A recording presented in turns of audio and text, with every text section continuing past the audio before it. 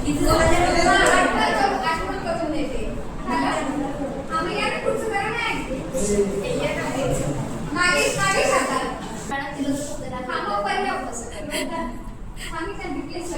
पर्यावरण काय योगदान आहे समोरच्याला क्वेश्चन विचारायचे ह्या गोष्टीचे की तुमची पर्यावरणात काय इन्व्हेस्टमेंट आहे किंवा तुमचं पर्यावरणात काय योगदान आहे, तुम्ही पर्यावरणासाठी काय करता हा प्रश्न तुम्ही स्वतःला विचारला पाहिजे.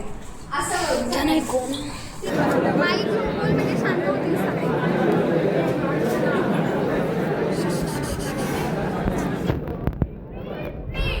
छत्रपती शिवाजी महाराज की नेहमीच दादा तुमची घाई, नेहमीच ताई तुमची घाई, ठेवा व्हॉट्सअप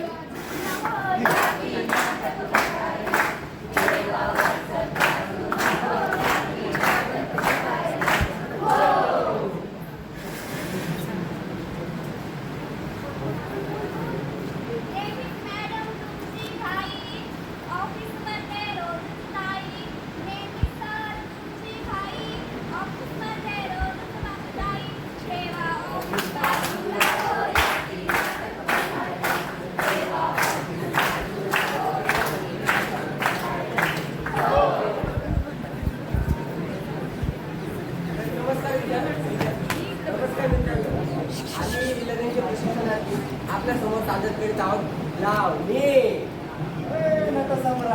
लावणी नाही पथनाट्य, फक्त नाट्य फक्त नाट्य फक्त नाट्य. 4 बज गए लेकिन पार्टी अभी बाकी है, 4 बज गए लेकिन पार्टी अभी बाकी है. ए काय चाललंय इथे? 4 बज गए लेकिन पार्टी अभी बाकी है, 4 बज गए लेकिन पार्टी अभी बाकी है. हो म्हणजे नाईट लाईफ काय पाश्चात्य संस्कृतीचा आदर्श डोळ्यासमोर ठेवताय ना, त्यामुळेच तुम्ही प्रदूषणात भर घालताय. ही जी झाडे आहेत ना ती रात्री कार्बन डायऑक्साईड घेतात आणि तुमच्या अशा या वागणुकीमुळे त्या झाडांवर दाब पडतोय व वाईट परिणाम देखील होतात. ही जी झाडे आहेत ना ही तुमच्या अशा या वागणुकीमुळे त्यांच्यावर वाईट परिणाम पडतोय. म्हणून म्हणते शहाणपणा नको शहाणे व्हा. आम्ही नाही करणार, आम्ही नाही करणार, आम्ही नाही करणार, करणार हो. आम्ही नाही करणार, आम्ही नाही करणार, आम्ही नाही करणार, करणार हो. ए चक्रे तुला मी दाखवते माझे फटाके, हे बघ माझं भुईचक्कर.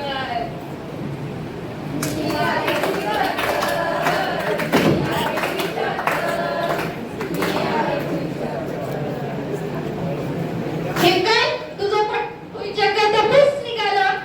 आता मी दाखवते तुला माझा भुईला.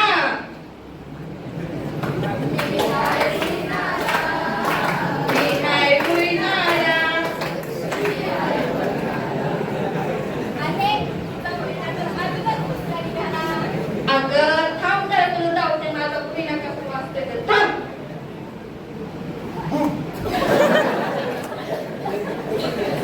अरे तुला तर अस्तमा आहे ना तरी फटाके फोडतेस.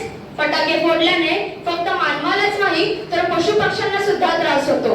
पशु पक्षी घाबरतात व लपायला जागा शोधतात. फटाक्याच्या आवाजामुळे पक्ष्यांची अंडी फुटतात. तुम्ही जशी दिवाळी साजरी करताय ना तशी दिवाळी जर हे पक्षी साजरी करायला लागले तर आपला दिवाळी निघेल. म्हणून म्हणते स्वतःचा व इतरांचा जीव धोक्यात घालणं बंद करा. तुम्हाला आठवत नसेल तर मी आठवण करून देते की निसर्गाने मोठा विस्फोट केला होता. तेव्हा माझ्या वडिलांना कोरोना झाला, हॉस्पिटलमध्ये ऍडमिट केले, बेड मिळत नाहीये, मी काय करू काय करू. डॉक्टर तुम्ही माझ्या वडिलांची काळजी घ्या, मी ऑक्सिजन सिलेंडरची काहीतरी व्यवस्था करतो. कागद तुमच्याकडे ऑक्सिजन सिलेंडर आहे का माझ्या वडिलांना. तेव्हा 20,000 रुपये मी कुठून आणू, मी काय करू दादा, तुमच्याकडे ऑक्सिजन सिलेंडर आहे का. तेव्हा 30,000 रुपये मी कुठून आणू, माझ्या वडिलांना खूप गरज आहे, मी माझ्या वडिलांना कसं वाचू. पाहिलं तुम्ही हजारो वर्षांपासून आपल्याला शुद्ध ऑक्सिजन मिळत आहे, त्याची आपण कदर नाही करत आहे. कोरोना काळामध्ये ऑक्सिजनसाठी लोकांना दर भटकावं लागतंय. म्हणून मी म्हणते झाडे लावा ना. आजाराचं मुख्य कारण हेच आहे की अशुद्ध हवा.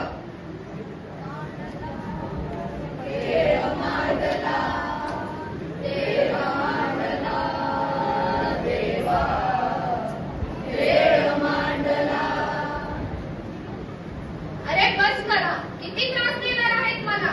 मी हवा आहे एवढ्या दूषित पर्यावरणात तुम्ही जगाल तर स्वतःच्या जीवाशी खेळाल. असं मृत्यू तर अटळच आहे, पण एवढे निर्दयतेने तर मरू नका. तुम्ही या दूषित पर्यावरणात जगालच, पण पुढच्या पिढीचं काय? ही परिस्थिती अजूनच बिकट होत चाललीये. ह्याला जबाबदार कोण असणार? अशी बेजबाबदारी वागणं बंद करा, बंद करा, बंद करा. निसर्गाने आपल्यासाठी खूप काही केले, पण आपण त्याच्यासाठी काय केले? आपण आपल्या मुलासाठी, मुलीसाठी व आपल्या परिवारासाठी इन्व्हेस्टमेंट प्लॅन करतो व सर्व्हिस जपून ठेवतो. अहो, तुम्ही प्रॉपर्टीज तर जपून ठेवतात, पण पर्यावरणासाठी काय करतात? पर्यावरणासाठी तुम्ही कोणते योगदान दिले नाही, तर तुमचं भविष्य पण असंच असेल. पर्यावरणासाठी आपण खूप काही नाही, पण थोड्याफार प्रमाणात आपण नक्कीच केले पाहिजे. तर मी माझ्या आईच्या नावाने एक झाड लावेन व माझ्या आईने जसं माझं पालन पोषण केलं त्याचप्रमाणे मी त्या झाडाचे पालन पोषण करेन. मी ओला कचरा व सुका कचरा वेगळा करेन. मी आजपासून प्लास्टिकची पिशवी वापरणं बंद करेन. मी वीज व पाण्याचा व्यवस्थित वापर करेन. स्वच्छतेची सुरुवात मी स्वतःपासून करेन. मी फटाके फोडणार नाही.